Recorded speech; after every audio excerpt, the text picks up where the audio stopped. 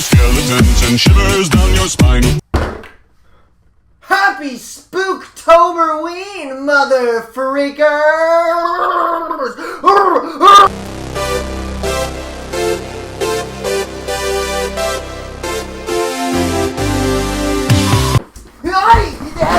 Ow! Ow! Ow!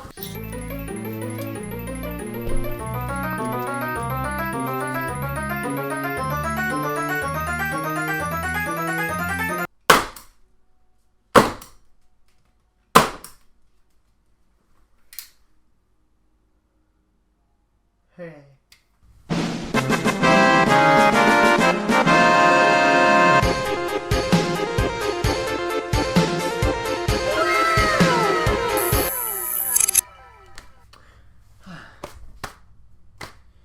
Now, all that's left is to get into costume. Onward! Yeah.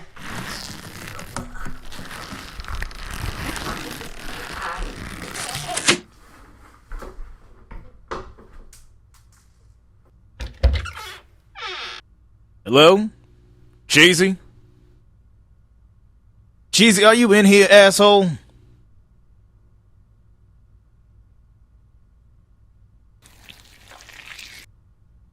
I think he's gone. Hello there, orange cheese. His fangs are very uncomfortable. Hello there, I'm Cheezi, and I don't have an intro. How do you manage to make every single one of these episodes start out stupider than all the others? I don't know what you mean. So he's talking like a ghost, but dressed like a vampire. What's the connection here? The connection is in his brain, which is fucking missing. So what he should have dressed up as is a zombie. That's really cruel. Why are you talking like a spook? That's racist. I'm fucking black. If anything, he's appropriating my culture. Your culture is ghost vampires? Guys, I'm talking like this because I'm trying to add a layer of fear to the proceeding. Layers of fear. That game sucked. Still does, actually. Oh, did they update it? Fuck it. Am I the only one who's still confused? You're talking in a scary voice, but all you're saying is the same dumb bullshit you say at the start of every video. Yes, but for newcomers who haven't seen one of my videos before, they're expecting me to have some kind of intro. And when I don't, it's going to trigger their fear of the unknown. Yeah. Do they give out Olympic medals for mental gymnastics? Ha. Welcome, one and all, to the Cheezi and Pals Halloween Special! To be fair, this is far better than his other holiday specials. At least this one thematically has something to do with the fucking holiday in question. What are you talking about, Stoogie? I mean, our last Halloween special was about one of the most prolific horror authors of all time, complete with a Dark Tower homage that would make even King cream in his jeans, with our very own plane-walking, gunslinging black protagonist. That was pretty cool. Really? I mean, I don't know. It was kind And our Christmas special was basically an interdimensional It's a Wonderful Life. I mean, there's nothing more Christmassy than found family and cheaply put together clip shows. These mental gymnastics are getting more elaborate. Hope you remember to stretch first. Alright, so what's the topic of this video, Cheezi? I'm glad you asked, Dixy. What? Are you teeing him up now? We're almost on page 3 of the script, and he hasn't talked about the subject of the video yet. I'm speeding up the banter. Today's video is going to be about the hit horror video game entitled Slay the Princess. Oh, I've heard about this one. Yeah, actually, me too. Isn't that the horror game that looks like a visual novel? That's exactly right, Stoogie. Yeah, it's got those schoolgirls in it, and they all, like, make poems and shit. That's Doki Doki. I wouldn't say it was okie dokie. It's kind of predictable, to be honest. Slay the Princess is a horror video game released back in 2023, and as of the release of this video, we'll have a new expansion out entitled The Pristine Cut. The story involves you, a mysterious chicken-legged individual, being instructed by an enigmatic narrator to take a pristine dagger down into a creepy basement and kill a princess. Every time you attempt, however, you come to realize that the princess is not all she appears to be. She is, in fact, more monster than woman. Sextus. Sounds like my kind of horror game. Well, that's where you'd be wrong, Stoogie, because this isn't a horror game. But you called it a horror game like 30 seconds ago. I believe this is what's referred to in the Olympics as mental split. Nice one. Hey, don't look at me, guys. I'm quoting the opening splash page of the video game when I say that Slay the Princess isn't a horror game, it's a love story. And I'm out. Stoogie, come on, don't walk away. Come on, Stoogie, stick around. Hey, this is gonna be fun. Look, I've had enough of these subversive holiday specials you keep making. It's Halloween, not Valentine's. I ain't talking about no love story. Stoogie, come on, stick with us. There's gonna be horror elements in it, I promise. It'll get scary. Come on, just stick around. Yeah, Stoogie, where's your sense of adventure? This sounds really interesting, actually. Somewhere between him letting you live here and you getting kicked out of college, Dixie. You become Cheezy's personal cheerleader. I can't for the life of me understand it. What is that supposed to mean? Nothing. Just... fuck it. Forget it. Look, it's goddamn Halloween. I want to be scared, not talk about feelings or romance or whatever. Why not? Because I fucking don't, okay? Now just do your stupid video, Cheesy. I'm gonna fall asleep watching Gerald's Game or something. Great movie, but come on, Stoogie. Yeah, Stoogie, come on. Did Stoogie seem weird to you? He's been extra moody lately. We should just give him his space. Okay, so what's up with Slay the Princess? Well...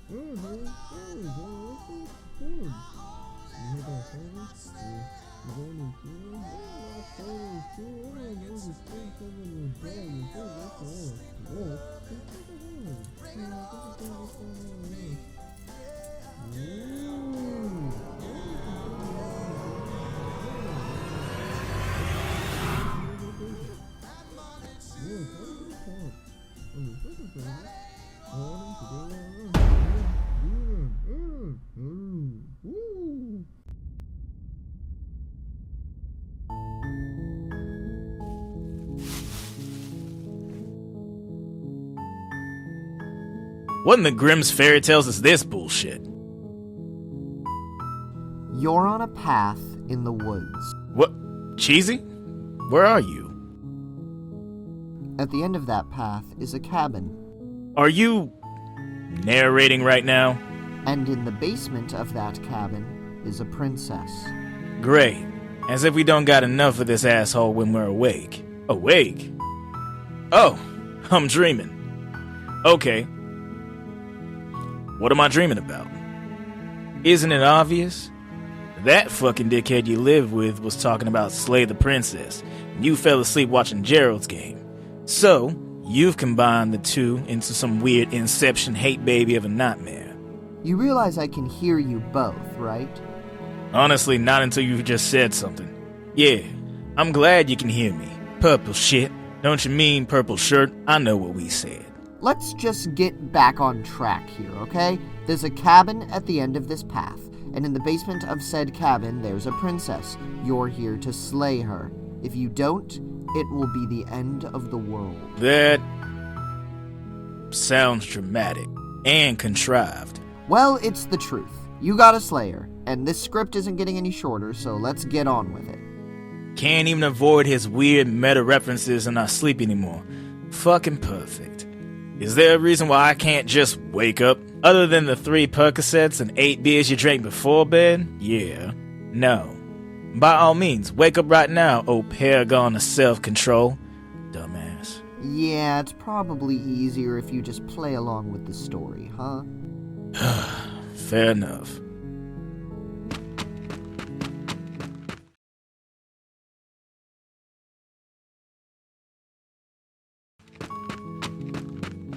You make your way up the short path to the cabin. You'll find the princess within. Ominous.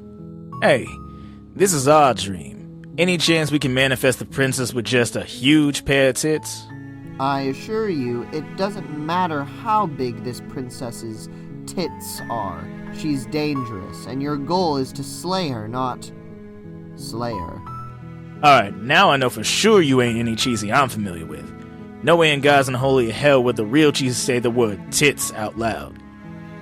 I have no earthly idea who this Cheezi person is. I'm the narrator. You're the hero, and you're supposed to slay the princess. But again, not slay in the salacious connotation, slay as in kill. You need to kill her. Yeah, we fucking got it. Good, just trying to make sure we don't lose the thread here.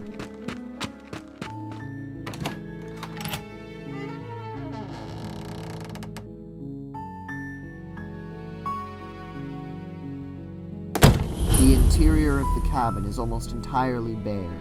The air is stale and musty, and the floor and walls are painted in a fine layer of dust. The only furniture... Ugh. Cut to the chase, will you? Please? I'm trying to establish the environment you find yourself in. I'm the narrator, after all. Can you two stop arguing for like 8 seconds? Don't you mean can we stop arguing? The voice I keep contending with is in your head, after all. It's not like I'm controlling him. Technically, you control all of this, you furry asshole. Last I checked, this is your weird dream, so if anyone has any real say in what's going on, it's you. I assure you, this is not a dream. Everything about this situation is real. The princess, the danger to the world, that blade on the table. That doesn't feel right. None of this feels fucking right. It's something your subconscious invented, you slack-jawed snort machine. It is right. It is your weapon that you will use to slay the princess. But Pick it up. For once, I agree with the string bean in the sky. If you don't move forward, we're just gonna be hanging out in this room that seems like a pretty fucking boring dream to me. Okay, if you say so.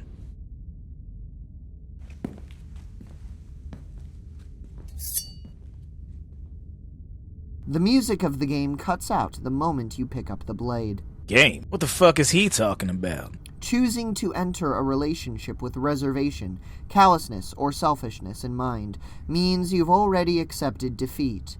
The dagger represents your heart not being open, and you not being ready to accept another person into your life. That can't be right. For once, I agree with you. You are me. If we view Slay the Princess as a metaphor for entering a relationship, then many of the elements in it begin to make sense. The disembodied voices are different aspects of your personality attempting to guide you on your path. The narrator is cold, rational, logical. He's an omniscient view of the relationship, devoid of emotion. And if the princess is your prospective partner, well, the dagger's purpose becomes pretty clear, doesn't it, Dixie? Yeah, sometimes the words Stoogie says can feel like daggers. What do you mean by that? Nothing. So what happens next? Next, we enter the basement. That was weird. Weird and obnoxious. Feels like fragments of what's happening in the real world are trying to get through to me while I sleep. Best not to dwell on whatever the two of you are talking about. There's a princess to slay. Alright, whatever.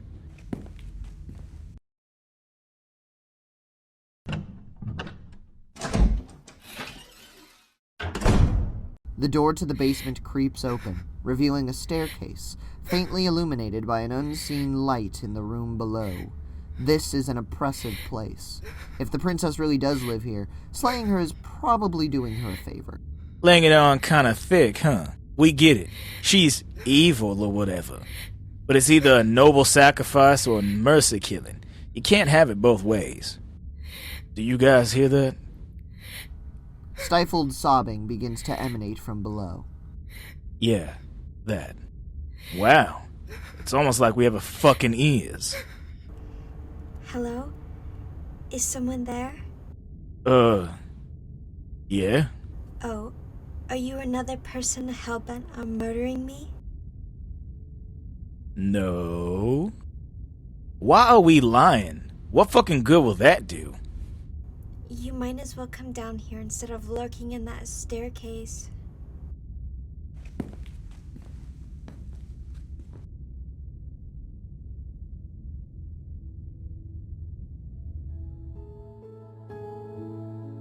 Dixie? Who's Dixie? You can call me Your Highness. Yeesh. Alright. Bit of a pompous ass, isn't she? What are you waiting for? Now's your chance. Stab her in the heart and save the world. You are here to kill me.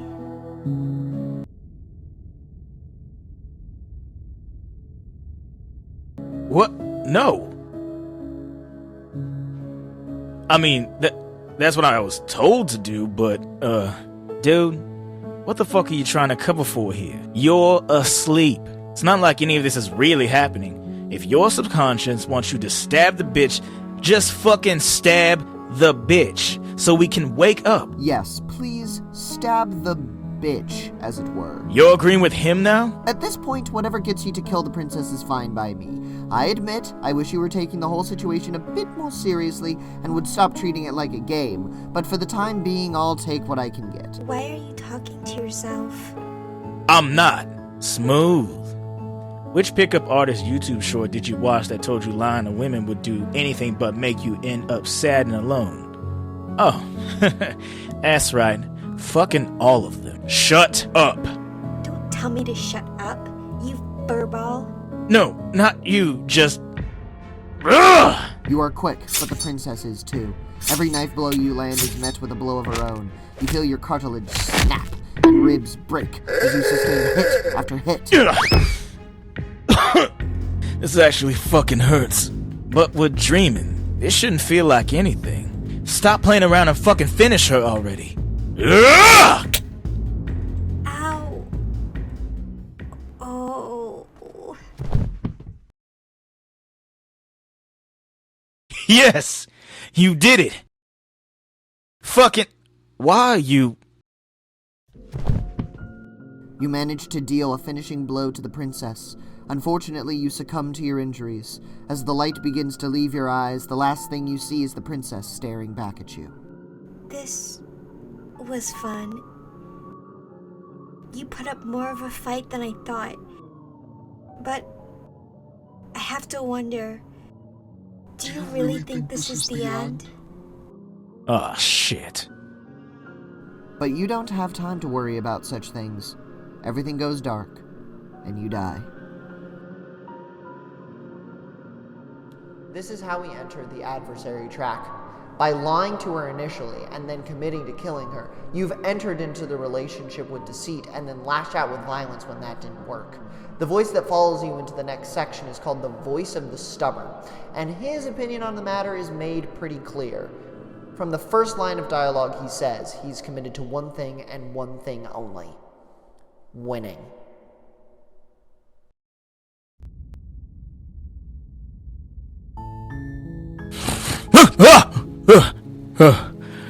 You're on a path in the woods.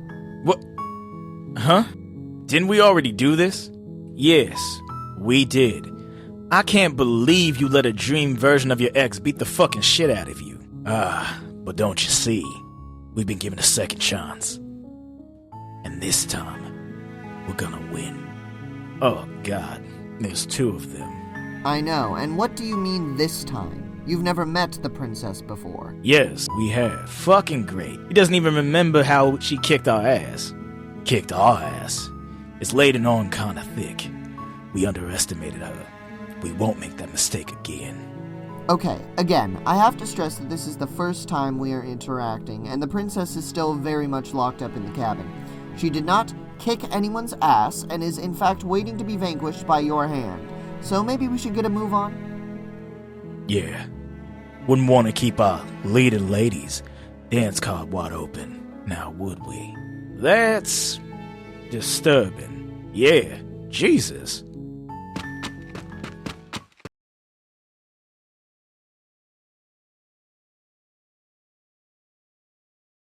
Alright, this place is different. Wonder if Mr. Narrator's going to address it. The inside of the cabin is tighter than its exterior would suggest. Its cold stone walls press in on you, as if trying to forcefully direct you forwards to your destination. Called it. Didn't address it. He didn't address the mirror on the wall either. What mirror? There is no mirror on the wall. You know, this commentary on my commentary is starting to get a bit droll. What the fuck are you on about? The mirror is right there, on the wall, next to the door. Who cares about a mirror? We have a job to do, so let's do it.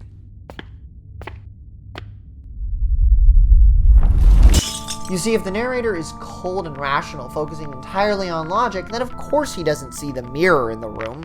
He's there to state the facts of the relationship as he sees them. There's absolutely no room for self-reflection until you're already through the challenge at hand.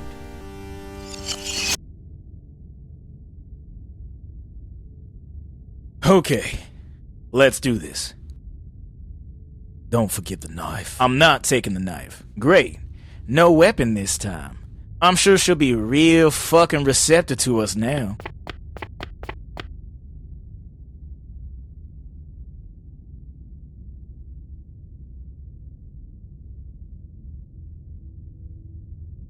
You descend into the Eye of the Needle, which is, of course, what the chapter is called if you decide to flee from the adversary in Chapter 2. Oh, great. They're getting all mixed up again. I thought we, of all people, would be able to keep our cannons straight. Choosing to run away and making your former partner out to be a monster is inherently victim-blaming. Even though you lashed out in the first place, your inner monologue makes excuses. She changed. Why shouldn't we change too? This is too cramped. Space is what we need. Shut up, shut up, shut up, shut up.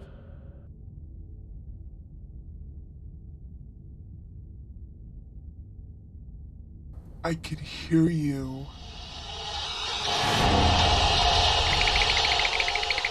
Fuck this. I'm with you.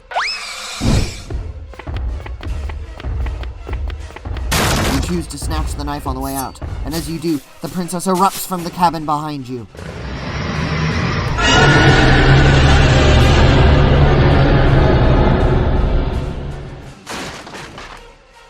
Once you're both free, she snarls. Show me that you've been worth all the room you've taken up in my head. What are you waiting for? Do it. Stab her. Get it over with. We're so close to winning. No! I don't want to win!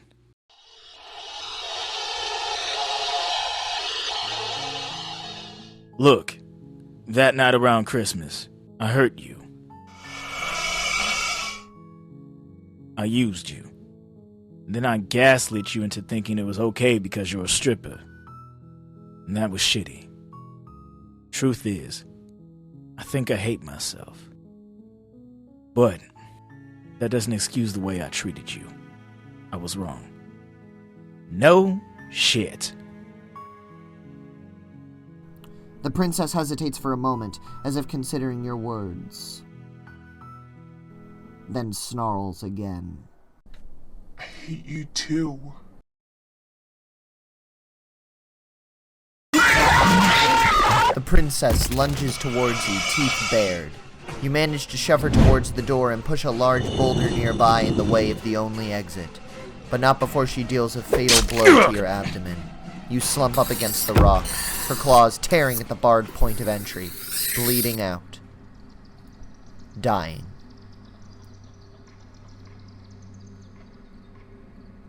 Oh, great. Yeah, great. You couldn't just fight her, could you? Not like that did anything for us the last time, you toxic asshead. Can you guys both just be quiet? You can't keep me locked in here forever. I'll find a way out, and when I do, you'll be very, very sorry. I'm already sorry. But there's no time to think about that now. Everything goes dark, and you die. Oh, great. What's this now? Wait a minute. Why can't I hear the voices anymore? Oh, good. This again. At the end of each relationship, you get the opportunity to take a look at yourself in the mirror. Once the dust settles and the fallout of the relationship has come to a close, you get a chance to focus on all the internal things that you ignored for the sake of the external. What unhealthy behaviors you contributed to the relationship come into clear focus after all the voices in your head stop arguing and cold, hard logic stops breathing down your neck.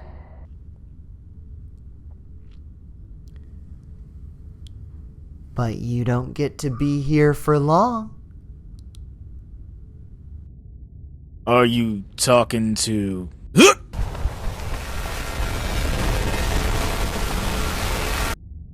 Oh, so close.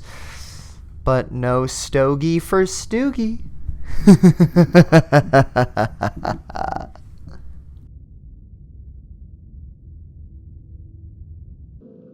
Not in the face! You're on a path in the woods. Not this again. Yes, this again. Fucking Groundhog Day. But instead of a lovable asshole like Bill Murray, we're stuck with you. Yeah, you and your morals cost us another victory. These voices are so loud. Your head is getting crowded. And they don't shut up. The narrator will hear us. I hear everything, and I don't appreciate the connotations of another and again. This is the first time we're speaking. It's not, but thanks, once again, for bringing absolutely nothing to the table, you fucking dipstick. Don't call him that. You're gonna make him mad. Good. Maybe then he'll put us in an even more dire scenario. This scenario that we find ourselves in is not my doing, for your information. Yes, it fucking is. You're the one who was talking while I was trying to sleep, Cheezi. This is all your fault. I don't know who you're talking about. My name is the narrator, and you are wasting valuable time bickering with yourself. You know, now that I've got the chance to unpack this, everything is your fucking deal. All you do is come down, combat. We need to be focused. I mean, is that all? Shut the fuck up already! Good. You've taken control. Don't let it slip. What do I do now? Follow the path. Stay alert. Don't let your guard down.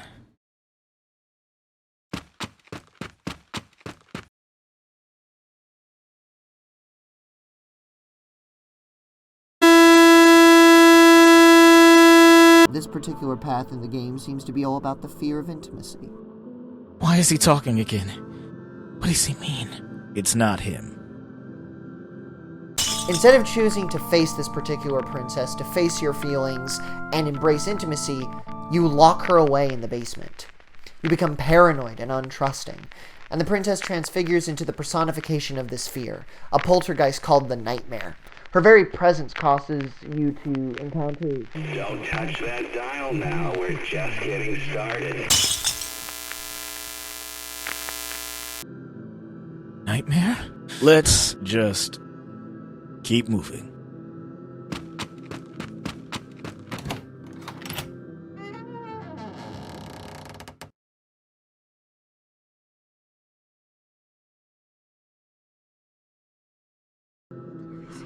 The interior of the cabin is plain and featureless.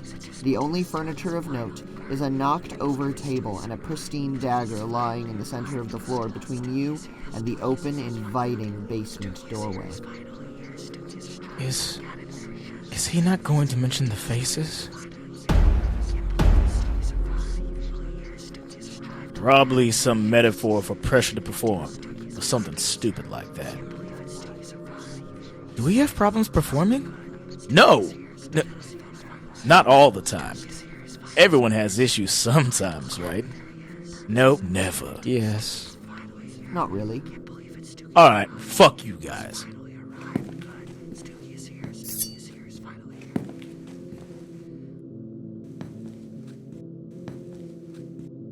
As you emerge, you find loose rows of white wooden planks on either side of you.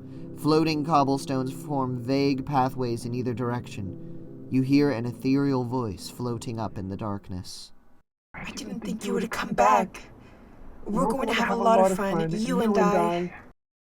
That voice. It's like out of our worst nightmare. I know. A woman's voice. Horrifying. Be serious. You don't know what she's capable of. Actually, thanks to Cheezi refusing to soundproof his studio, we do.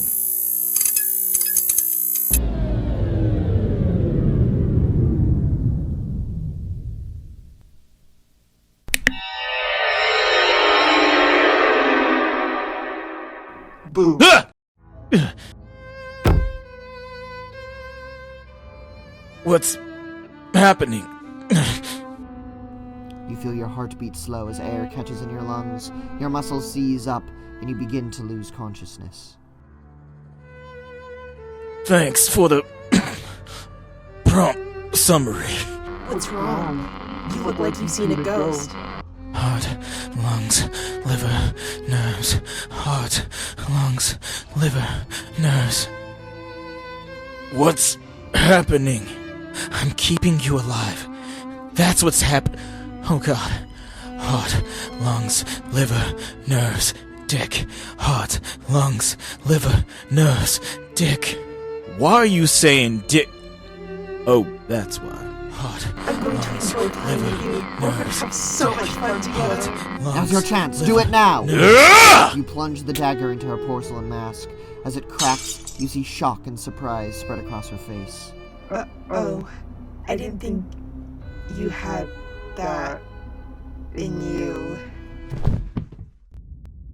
We did it? Finally?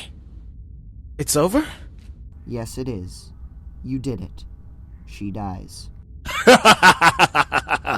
All your creepy tricks, and you were still no match for us and our blade. Something doesn't feel right. How do we get out? You don't. Excuse me?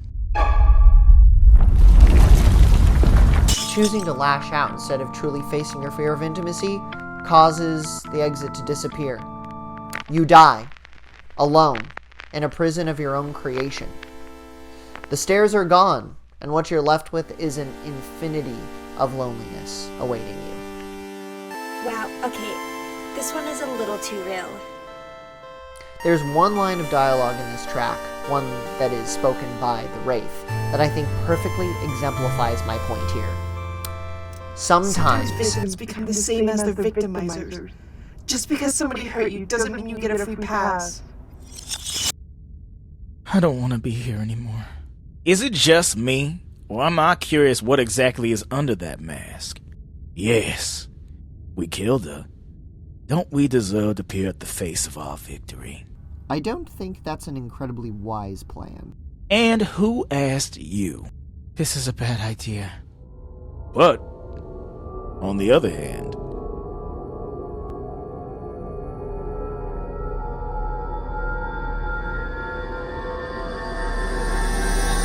that's unexpected. I don't get it. What are we feeling from this? I told you. I told you. She's haunted, ethereal, horrifying, beautiful. Who the fuck are you? But there's no time to think about that now. the visage of the nightmare seizes your heart one final time. Everything goes dark, and you die. So if all these examples are of unhealthy relationships, how does the game end? What do you mean, Dixie? Well, it's said that this is a love story. Pretty shit love story if all the relationship paths are negative. Well, that's just the thing, Dixie. The story isn't actually about those paths, really. How so? It's about what happens in between.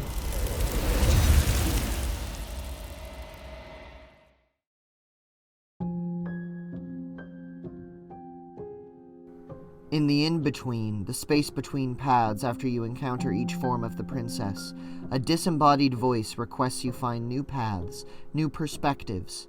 It desires to understand multiple facets of love and relationships. The irony is, of course, that during a single playthrough of Slay the Princess, we don't get the time to encounter every possible path. We can never have a full perspective on what it takes to love or be loved, because we just don't have enough time to know everything that the princess could be. But this is the only way we could ever love her, is to know every aspect of her and love all of them. Eventually, this voice becomes sated, and the final encounter of the game begins. The final conflict is with the purest form of all of your past actions, the Shifting Mound, a collection of every possible princess, with death contained within her multitudes.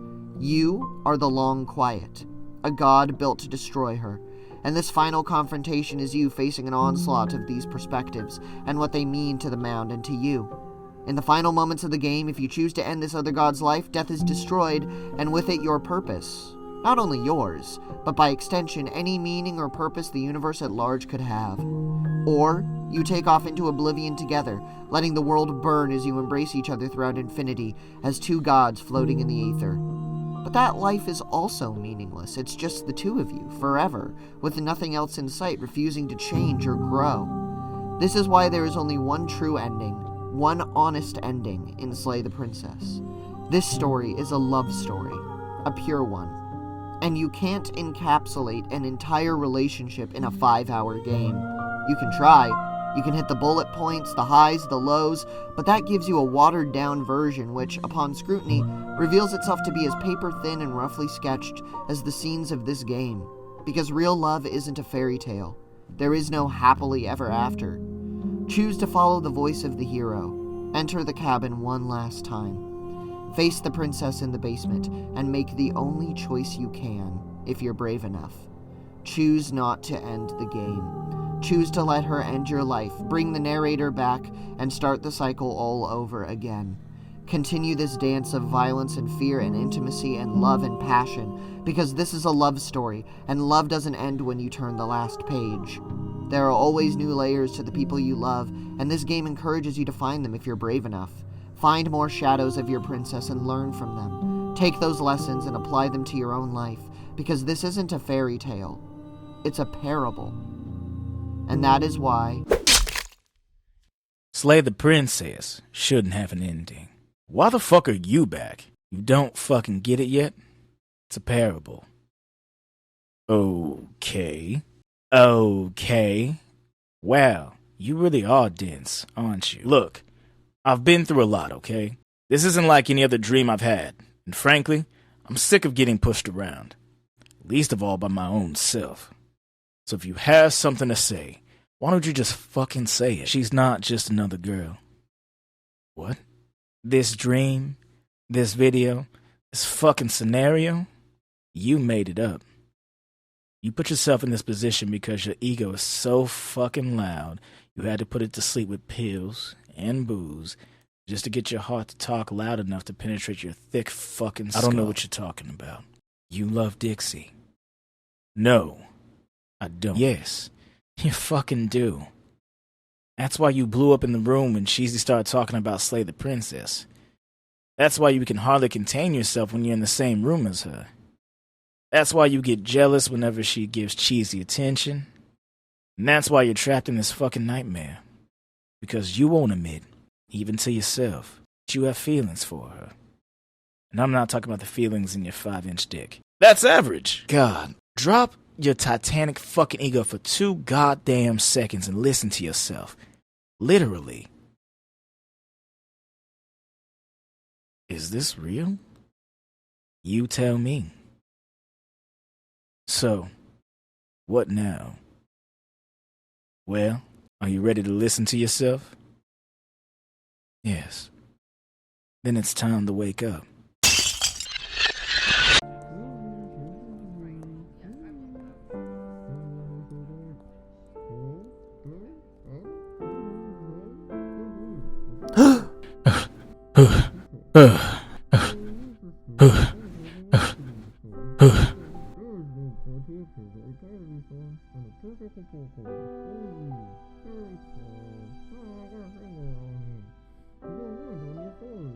But we'll just have to see how the pristine cut changes anything, if at all, come this October.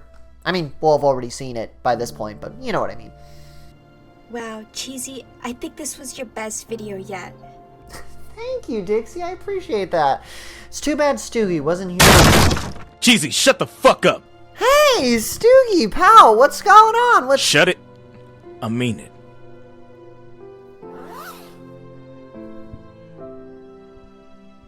Stoogie, what's wrong? Dixie, I have feelings for you. Stoogie? And not just the horny kind. I mean, that night we shared, when it was just the two of us, that was the greatest night of my year. When you didn't show any sign of going anywhere, I couldn't help but think of how lucky I was. Finally, a girl likes me. Despite everything, all my flaws, all my broken parts, and she wants to stick around. But you haven't stopped dating around. You're giving Cheezi all this attention lately. We haven't had a night like that since. I'm trying to act like it doesn't hurt me, for your sake, because I know you guard your heart so closely. You don't want to let anyone into your head, but the truth is, I can feel my soul dying, Dixie. All I want is to be with you.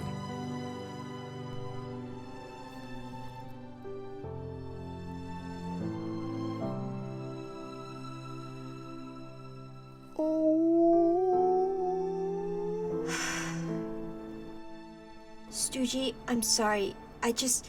You're great. And that night, honestly, was pretty wonderful. But I don't have the energy to be in a relationship.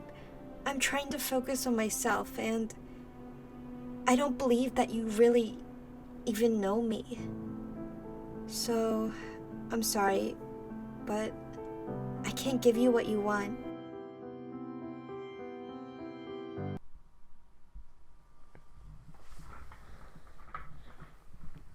This is the scariest part of the video so far. I still want to be your friend. Stoogie, Yeah, got it. You guys finish your video. I'm gonna go.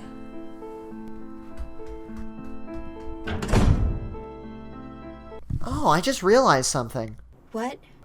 I don't have an outro either. The fuck, Cheesy? Well, I mean, usually I either get cut off or the video gets interrupted.